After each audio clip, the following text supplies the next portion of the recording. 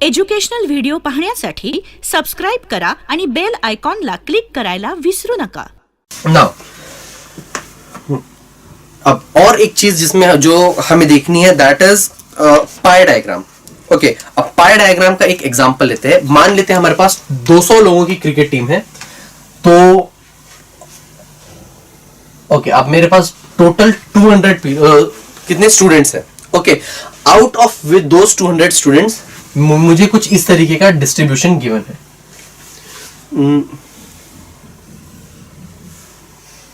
And then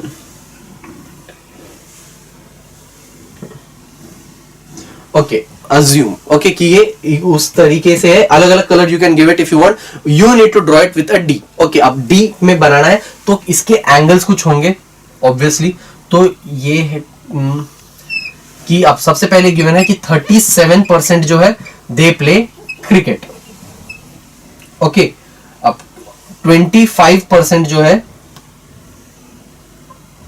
25% जो है वो खेलते हैं हॉकी। ये खेलते हैं हॉकी। उसके बाद 10% जो है वो कबड्डी खेलते हैं।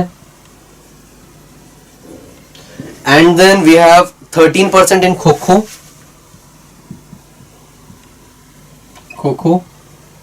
और 15% स्टूडेंट्स जो है दे प्ले टेनिस। ओके, अब एक पाई डायग्राम की कुछ स्पेशलिटीज होती है लाइक कि ये हमेशा टोटल हमको 100 ही देगा। ये सारे परसेंटेजेस को हम ऐड करेंगे तो ये हमको हमेशा 100 ही देगा। ओके, सेकेंड थिंग, ये जो टोटल एंगल होता है ये हमें हमेशा 360 डिग्री ही मिलता है। ऑब्वियसली एक टोटल सर्कल जब बनता है तो 360 ही मिलता है, विच इज ऑब्वियस। अब हमें पता करना है, अब इसके बेसिस पे हमको कुछ क्वेश्चंस पूछे जा सकते हैं। अब मुझको एक चीज क्या गिवन है, total number of students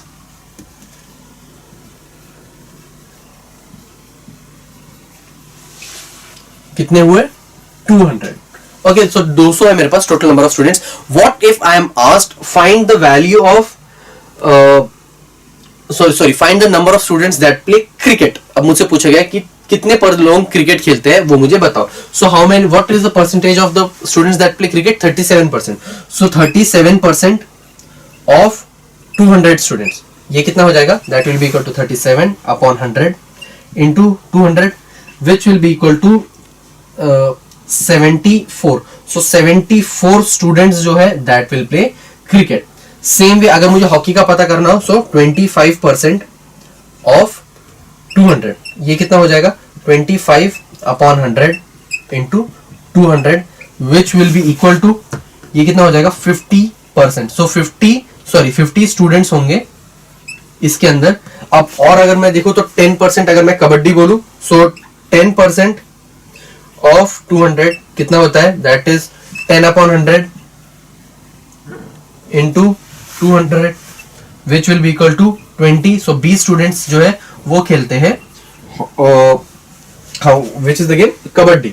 okay, अब और अगर कुछ देखा जाए तो 13% खेलते हैं हमारे पास kho kho. So 13 upon 100 into 200 which will be equal to 26 students plays kho kho. और टेनिस खेलते हैं 15%। सो 15%, so मतलब 15 upon 100 into 200 will give me 30। So 30 students play tennis.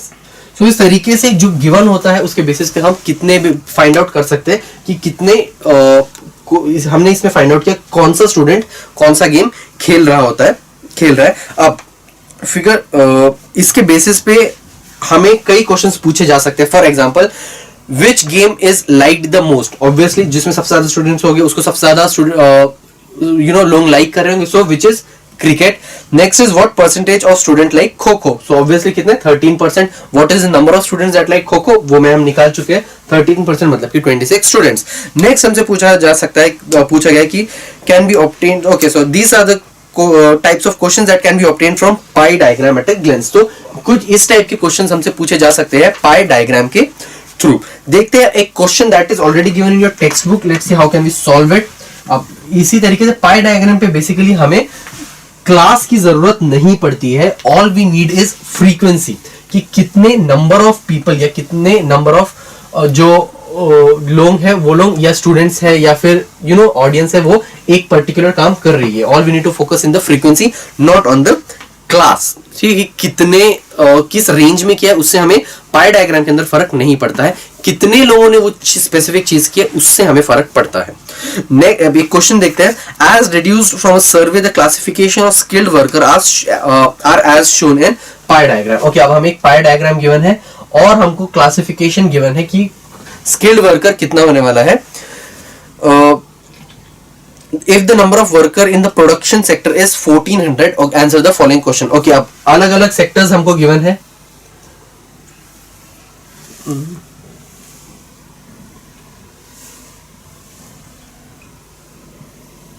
Okay, अब ये है कुछ हमारा इस तरीके का 138 degree, this is 138 degree, this is 72 degree, this is 38 degree और 36 degree, this is 90 degree and this is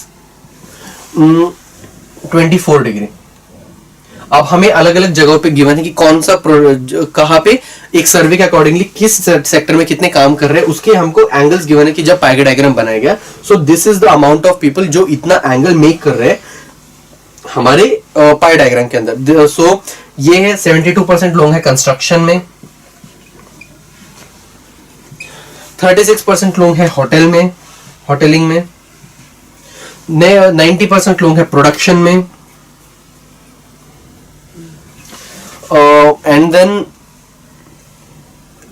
24% लोग हैं एग्रीकल्चर में, और बचे कुछ जो है अदर्स, मतलब अदर बिजनेस में 138 मतलब का एंगल बन रहा है, मतलब कि बचे हुए जो लोग हैं वो है बाकी सेक्टर्स के अंदर। मुझे कहा गया है कि if the number of workers in production sectors is 4500, ठीक है, कि कितने प्रोडक्शन के अंदर कितने लोग हैं, 90 डिग्री बन रहा है, और कितने लोग हैं ये 4500। सो अब 90 डिग्री आ रहा है मेरा, दिस इज इक्वल टू, ये कितना होगा, ऑब्वियसली मैं इसको कैलकुलेट करूंगा by number of workers in production, number of workers in production divided by total number of workers into 360। इसको इस फॉर्मूले को ऑब्वियसली मैं यूज करूंगा कि नंबर ऑफ वर्कर्स जो प्रोडक्शन में है divided by total number of workers अगर मैं करूंगा इनटू 360 से, उस रेशियो को अगर मैं 360 से मल्टीप्लाई करूं तो मुझे जो एंगल मिल रहा है वो यही एंगल होना चाहिए। सो यहां पर मुझे गिवन है नंबर ऑफ वर्कर्स कितने हैं 4500। So 19 is equal to 4500 divided by total number of workers को मैं x ले लेता हूं इनटू 360। सो अब x को अगर मैं यहां पर लेकर जाऊं तो ये हो जाएगा 4500 divided bye 90 into 360 which will be equal to, so this will be equal to 18,000। so 18,000 workers जो है वो प्रोडक्शन, सॉरी वो है हमारे पास total number of workers. So x मुझे मिल चुका है, मुझे टोटल नंबर ऑफ वर्कर्स पता है, how much angle is it making with in our pie chart वो मुझे पता है। अब I can calculate anything. Okay, अब मुझे क्या what is the total number of skilled workers, ये था पहला question. Next question is what is the number of skilled workers in the field of production, sorry construction। आप construction के अंदर कितने हैं मैं कैसे पता करूंगा। सो अगेन सेम चीज कि ये कितना मुझे एंगल पता है कंस्ट्रक्शन के अंदर है 72 degree is equal to total number of workers in construction, क्योंकि ये मुझे नहीं पता है, पहले मुझे प्रोडक्शन का पता था, तो ये है कंस्ट्रक्शन के अंदर डिवाइडेड बाय दिस इज 18,000। क्यों, क्योंकि ये मुझे ऑलरेडी पता है, ये है टोटल नंबर ऑफ वर्कर्स। अब इसको हम थोड़ा सा सॉल्व करेंगे तो ये हो जाएगा दिस इज 550 और ये यहां पे जाएगा तो 72 into 50, so which will be equal to 723 3600 इतने लोग हैं कंस्ट्रक्शन के अंदर। So number of people in construction is equal to 3600 और ऑब्वियसली वो 138 से कम ही होगा, क्योंकि यहाँ पे 4500 थे, तो यहाँ से क्योंकि जब सॉरी प्रोडक्शन का कितना था 90 डिग्री था, तब हमको 4500 मिल रहा था, यहाँ कितना है 72, तो ऑब्वियसली प्रोडक्शन से तो कम ही होगा। सो इससे you can use some logics. Next is how many skilled workers are in agriculture. Okay, अब एग्रीकल्चर में कितने हैं 24, ठीक है। agriculture is making 24 degrees, so 24 will be equal to number of workers in agriculture divided by x. x कितना था मेरा 1800 into 360. so ये हो जाएगा एग्रीकल्चर के अंदर जो वर्कर्स है that will be equal to 24 into 50, that will be equal to 1200. so 1200 लोग जो है वो काम कर रहे हैं एग्रीकल्चर की फील्ड में, 1200 स्किल्ड वर्कर्स.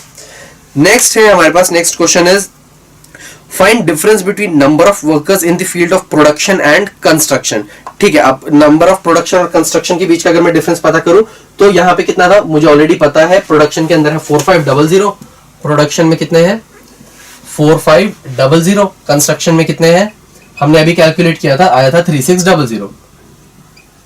सो डिफरेंस मुझे पता करना है. सो प्रोडक्शन के वर्कर्स माइनस कंस्ट्रक्शन के workers will be equal to 4500 minus 3600, which will be equal to 900. so there will be total 900 work. so the difference between the constructions, the number of workers in production and construction will be equal to 900. so इस तरीके से whatever that they have given to us and whatever they have asked to us हम पता कर सकते हैं. सिर्फ हमको मोस्टली जिस चीज की मेन इंपॉर्टेंस होती है वो होती है टोटल नंबर ऑफ वर्कर्स. एक बार वो पता चल जाए तो हम सब कुछ कैलकुलेट कर सकते हैं using the pie diagram. So students, we hope that this lecture series would be helpful for you and you score more and more marks in your board examinations. Please don't forget to work hard because success is all yours. Thank you and best of luck for your examinations.